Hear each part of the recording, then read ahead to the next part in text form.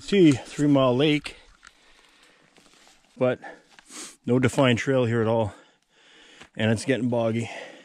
Just heading back, following our trail back out. We got down to 3 Mile Lake. We didn't find a clearly defined path, and the one we did find was ended. So here we are, walking back, not accessing the site, which is unfortunate, but we kind of made a decision at this time of year. You know, we're not dealing with the same amount of sunlight as in the spring, summer, even early fall. So the way we were doing it, kind of bushwhacking, we'd get there okay in light, but it would be hard getting back out, considering how much bushwhacking we'd have to do. So we kind of decided we would, you know, head back. We're going to call it, and this could be the end of the adventure in terms of trying to find Camp 101. But that being said, the story still needs to be told.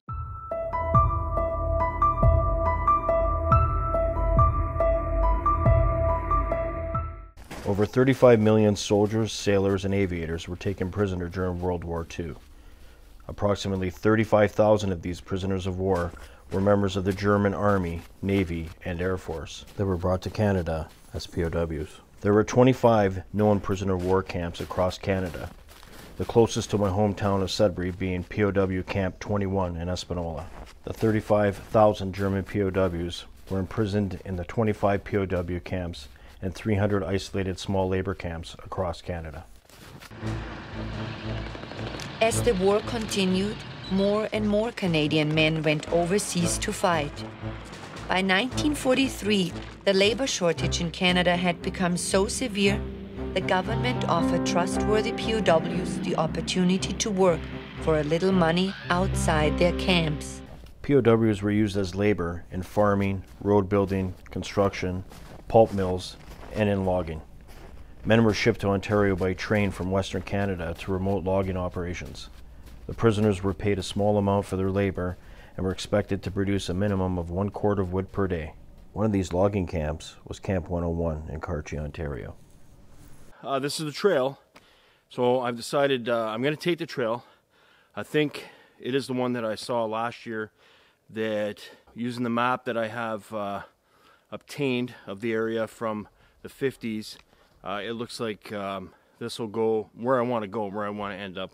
It's part of the way there. So I'm close to the lake I want to get to, and I think this trail is the way to get there, and if it's not, we're going to find out. Camp 101 was built in 1945 in Hart Township near Cartier, Ontario, under the direction of the KVP, the Kalamazoo Vegetable Parchment Company of Michigan. The camp used upright log construction and housed about 100 POWs and a smaller number of civilians. The pulpwood from this camp was hauled on ice roads to various points on the Spanish River.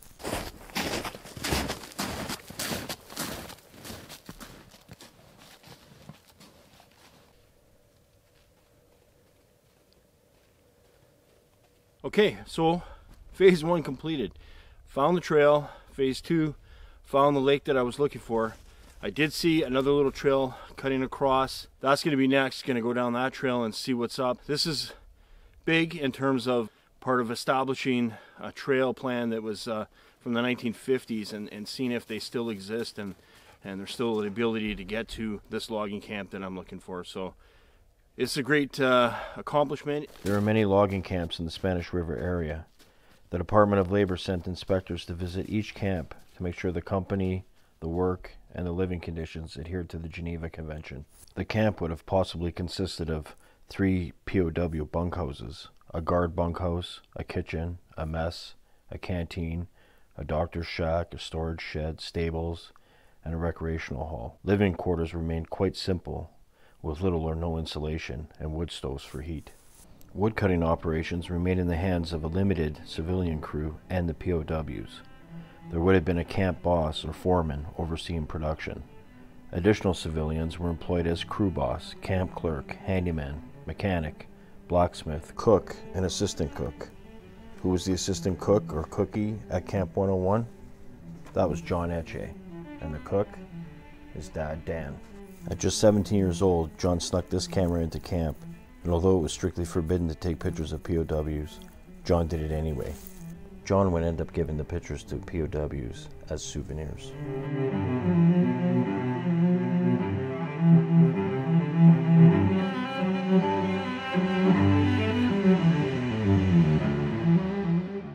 One of those POWs was Kurt Schonche, a young U-boat sailor so excited to be picked to join the German Navy because he believed he could fulfill his boyhood dream to see the world by sea. Schonche became a POW when his U-boat was sunk in the fall of 1941. He was later transported to Canada, and in the summer of 1943, Schonche worked in his first logging camp in Chalk River, Ontario, after being held in Camp 23 in Monteith, Ontario. Schonche would later be transported west to Camp 132 in Medicine Hat, Alberta, only to return to Northern Ontario in 1945 when the war was over. As Germany was left in chaos after the war, and Britain was not ready for the return of POWs, they would remain in Canada until 1946. We're quite a ways past that lake now. We're on a more narrow trail, not as nice as the previous trail, but obviously not used as much. I think this is the trail that I was looking for, and this is going to go right to the logging campsite. Yeah, I'm pretty stoked. I'm pretty excited because this has been a project that's been in the works for a long time, and it was important for me to get to the site and be there in order to tell this story. So I'm really excited. It's about 12 o'clock, so we're doing good. We got about 4.5 hours of daylight left, so if we can get there within the next hour and spend a little bit of time there, and then we can head back. The next stop for Schonche was a small rail town about 60 kilometers north of Sudbury, Ontario, a town called Cartier. It was here he would become part of a group opening a new lumber camp, Camp 101. The POWs would get off the train in Cartier and walk 2 hours west, following a winding roadway through the bush. First remnants of anything that, could be from that era. Looks like an old stove to me. Pretty neat. Yeah, it definitely looks like an old stove. Interesting. We're getting closer.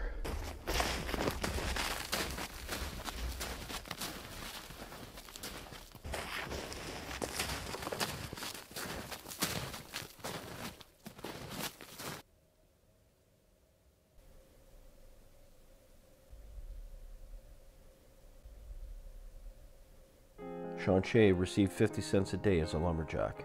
The 50 cents was tracked in the camp office on each POW's account. It could be used for buying items at the camp store or even order merchandise from the Eaton's catalog. POWs would gorge on blueberries during blueberry season. There was a roll call 3 times a day. A few weeks after Christmas, snow would get to be about 3 or 4 feet high. Wood cutting was reduced to making firewood. The blacksmith and his helpers would make sleds for the horses to transport the many cords of pulpwood down to the Spanish River, where logs were dumped onto the ice. Sleighs were built to hold 1 cord. Frozen cords of wood had to be loosened with an axe. Once there was enough snow, the main roads were prepared to be used to move the wood by being packed down. I'm super excited to be here, and it doesn't look like much. It's a small lake. Nature has pretty much taken over the area as expected. This camp closed, I believe, in 1946, and then they came in 1950 and cleaned it up. Haven't seen much in terms of remnants of anything, but I haven't really searched around for that kind of stuff yet. To think about all the people that worked here, the lumberjacks, the guards, and the POWs that worked here and spent time here, and how that affected their lives. Kurt Schonche would end his time at Camp 101 at the end of May 1946. In 1951, Schonche immigrated to Canada with his wife Erna. Some 40-plus years later, Schonche would make his return to Cartier on a beautiful November day, and thanks to John Etche, the camp cookie, they took a 2-hour walk through the bush, and Schonche and Etche were back at Camp 101.